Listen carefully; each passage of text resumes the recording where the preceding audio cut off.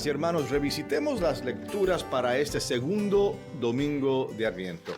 La primera lectura es de Isaías. ¿Y qué nos dice Isaías? En aquel día, o sea, hay una espera, en aquel día brotará un renuevo del tronco de Jesé. Un vástago florecerá a su raíz. Sobre él se posará el Espíritu del Señor, espíritu de sabiduría e inteligencia. Y sabemos quién es ese vástago. Isaías está sobreviendo, vaticinando la llegada del Hijo de Dios. Y es un Dios de los imposibles. ¿Cómo es eso que es de los imposibles? Lo dice él mismo. Habitará el lobo con el cordero. La pantera se echará con el cabrito y el novillo y el león serán juntos. O sea, cosas impresionantes. Pero ¿acaso eso no es el Dios en el cual tú y yo creemos? El Dios que, por ejemplo, permite que el más chiquillo de una familia se convierta en el rey David, rey de Israel. Que permite que una dama en su tercera edad tenga un niño, Santa Isabel, que permite que la Virgen María, una virgencita, sea la madre de Dios, tenga un niño, que permite la multiplicación de los panes y de los peces, la resurrección de los difuntos. Ese es el Dios de los imposibles para el mundo.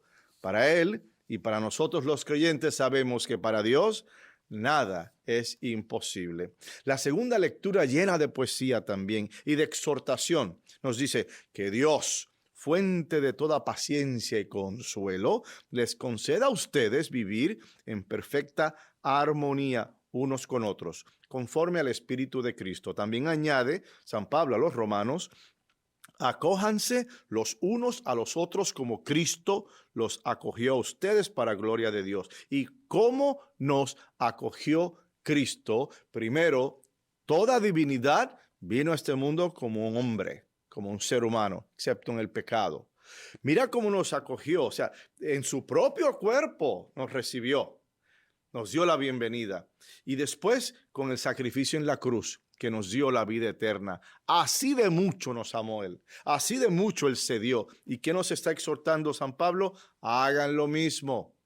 A veces lo pensamos dos veces para darnos. No queremos comprometernos. No queremos dedicar tiempo, no queremos dedicar recursos, nos cuesta un poquito el darnos. Y San Pablo nos dice, no, dense, nunca pierdas una oportunidad de hacer el bien. Nunca pierdas un momento de cambiarle la vida a alguien, aunque quizás eso implique que se te robe un poco de tu tiempo o que tengas que dar recursos, ¿verdad? Y quizás estés limitado en eso, pero aún así, si aparece una oportunidad, hermana y hermano que me escuchas, no dejes pasar una oportunidad para hacer el bien. Y se abre el Evangelio con San Juan Bautista. Agárrate de la banca. Este hombre, ¿verdad? Con esa percepción excéntrica, esa energía, ese fuego. Y lo primero que hace es indicar: preparen el camino del Señor, enderecen sus senderos. Y me da una gracia porque en este sentido, preparen, y la gente piensa, ok, preparar para afuera, no, preparar esto, lo otro, no, preparen el camino del Señor en tu corazón. Endereza tu sendero, endereza tu vida, pon al día tus asuntos para con tu Dios. ¿Acaso no lo hacemos con los impuestos en este país? Y nos morimos por que estén al día y que todo esté organizado. ¿O qué me dices las ventas especiales el viernes después de Acción de Gracias? ¿Acaso no estamos ahí preparaditos haciendo la línea en el Black Friday para comprar que un horno de microondas? Pues vamos a prepararnos también para esta celebración navideña. Preparen el camino del Señor, dice San Juan Bautista. Y San Juan Bautista, primo de nuestro Señor Jesucristo, entra con una personalidad excéntrica. Simplemente no llega a la vida de los que lo escuchan, sino que hace una gran entrada. Y las multitudes se sentían atraídas a un hombre tan carismático, tan atractivo, con una prédica tan sabrosa. Y con clara simplicidad denunció sin miedo el mal donde lo veía. Y la primera línea de ataque, como digo yo, fue el liderazgo. Los fariseos no se salvaron de esa. ¿Okay? Él hablaba así, preparen en general. Pero toma tiempo en hablar del liderazgo religioso, porque en muchas cosas, a pesar de que se veían bien y a pesar de que cumplían con todas las leyes y reglas, y a pesar de que conocían, porque eran conocedores de la religión y de la ley mosaica, en su corazón, ahí no estaba. Lo hacían más bien por deber, más bien para verse bien, más bien por lo que tú quieras. Pero muchos de ellos, no todos, atención, pero muchos de ellos no estaba en ese corazoncito el hacerlo por clara y recta intención. Ahora, ¿cuál es la crítica de ellos? San Juan Bautista indica, y yo me imagino que así lo pensaba él, si una persona comete un pecado, pero esa persona no conoce a Dios, ¿verdad? Pues ahí está. O sea, ¿por qué pecó? Porque no conoce a Dios. ¿Por qué mintió? Porque no conoce a Dios. ¿Por qué no hizo un bien? Porque no conoce a Dios. ¿Ves? Entonces no es justificar, pero es entender. Porque de la nada no sale nada. Ahora, en el caso de los fariseos conocían a Dios. Y aún así devoraban las casas de las viudas. Y aún así les encantaba llamar la atención, sobre todo, ese narcisismo, ese centro, esa atención, ¿verdad? Entonces, esa es la crítica que hace San Juan Bautista cuando dice, ¿y ustedes se creen que se van a escapar del juicio final? Y de esa forma, él eleva una crítica muy fuerte, muy personal, ante el liderazgo religioso del tiempo de Jesús.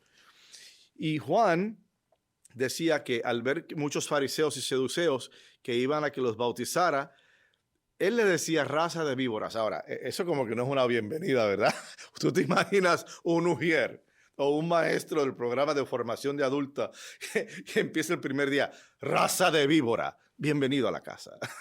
Eso como que no va a sentar, no va a caer. Pero el detalle es que él sabía por dónde venían. Él conocía los corazones. Y por eso insistía, raza de víboras, ¿quién les ha dicho que podrán escaparse del castigo que les va a guardar? ¿O qué? ¿Te estás bautizando para salvarte del castigo? ¿O te estás bautizando en respuesta al arrepentimiento de tus pecados y en respuesta de enderezar tu vida? Ahí está. Entonces, la base de este comentario es la intención. ¿Cuál es tu intención? Si tu intención es recta, te estás bautizando, o cualquier cosa que hagas, te estás bautizando por el bien, por el amor, libertad. De hecho, dos elementos entre varios para que un sacramento sea un sacramento es recta intención y la libertad. Así que si hiciste un sacramento con miedo, espantado o obligado, se anuló. Y si lo hiciste con otra intención, digamos, te casaste por papeles en vez de casarte por amor y por agradar a Dios, también eso se anula. ¿Ves? No se da el sacramento, porque esas dos, entre otros elementos, tienen que estar presentes para que un sacramento sea un sacramento. Recta intención y libertad. En este caso, él los llama al careo y le dice, ¿por qué lo están haciendo? ¿Acaso tienen miedo? ¿O acaso lo están haciendo para verse bien? Profundo eso. Y luego, al final, él dice, yo los bautizo con agua, en señal de que ustedes se han arrepentido. Pero el que viene después de mí, o sea, nuestro Señor Jesucristo, es más fuerte que yo. Y yo ni siquiera soy digno de quitarle las sandalias. Y eso es interesantísimo.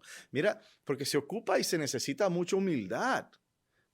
O sea, en este momento todavía Jesús no ha salido a su ministerio público. Él todavía seguramente o está en el desierto o está contemplando, pero no ha sido bautizado hasta este momento de este comentario. Entonces, él es el centro de la atracción. Mira cómo él se convierte en esta figura que todo el mundo va donde él, llama la atención. Es una gran figura, como hablaba, sus expresiones, etcétera. Pero entonces él dice, yo no soy el que es. Yo simplemente preparo el camino, ¿verdad? El que viene después de mí es más fuerte que yo y yo no soy digno ni de quitarle las sandalias. Eso es un voto de humildad profunda. Y eso se expresa de diferentes formas. San Juan Bautista utiliza el símbolo de la sandalia. Yo no soy digno ni de quitarle los zapatos, imagínate, desamarrarle las sandalias. Un paralelismo lo podemos hacer con el Papa, el finado Papa Benedicto. Benedicto en un momento dado que dijo, yo no puedo más. O sea, esto es demasiado, mi salud, los problemas, las situaciones que se están dando. A lo mejor él sabía o se sentía que no estaba equipado para continuar con todos los retos que se le venían encima. Y por su salud y otras cosas más, él dice, bueno, gracias, hasta aquí doy yo, y ahora doy y abro paso a que venga otra persona que pueda seguir con esta carga. Eso es humildad. Y la humildad está a la base del amor de Dios, independientemente del estilo. Porque el ser humilde no es como en las películas, en las novelas, tú sabes, el humilde siempre está despeinado y siempre tiene la carita sucia y las uñas llenas de mugre y descalzo. Yo soy humilde. No, tú no eres humilde, tú eres pobre. Muy diferente y no te bañaste, atención. Pero el humilde no se deja llevar por la apariencia. Un rey puede ser humilde, un presidente puede ser humilde, una monjita puede ser humilde, o un camionero puede ser humilde. Me explico, un doctor puede ser humilde. No es cuestión de apariencias, es de lo que hay en el corazón y de lo que hacemos con lo que Dios nos ha dado. Y así, San Juan Bautista expresa ese sentido profundo de humildad. En su apasionado discurso, llamó a todos a creer, a arrepentirse y a renacer en las aguas del bautismo. Y sus palabras, arrepiéntete porque el reino de Dios está cerca, fueron como urgentes, exigentes, apasionadas. Y cualquier orador carismático puede hacer lo mismo. Lo que lo distinguió a él fue que a pesar de su estilo tan fuerte, tan llamativo, él no se convirtió en el centro de su predicación. Él señaló a alguien más, y ese alguien más fue Cristo. Fue una señal para la venida de Cristo al mundo y señaló a quien bautizará con fuego y el Espíritu Santo. Hermanas y hermanos, el Adviento es una oportunidad para acercarnos más a Cristo, aquel que limpiará la estancia y recogerá su trigo en su granero. El mundo opera y se comporta y vive como si no existiese un final de los tiempos.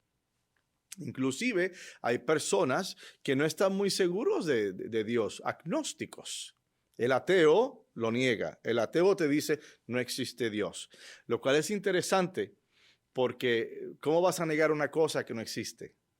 En filosofía no hace sentido el que tú estés, porque si no existe, no existe. Si no existe, ni siquiera sale a la cabeza, ni siquiera se le ocurre a uno porque no existe. ¿Pero por qué se niega? Precisamente por eso, porque existe. Entonces el ateo niega la presencia. El agnóstico, pues, qué sé yo, no está seguro.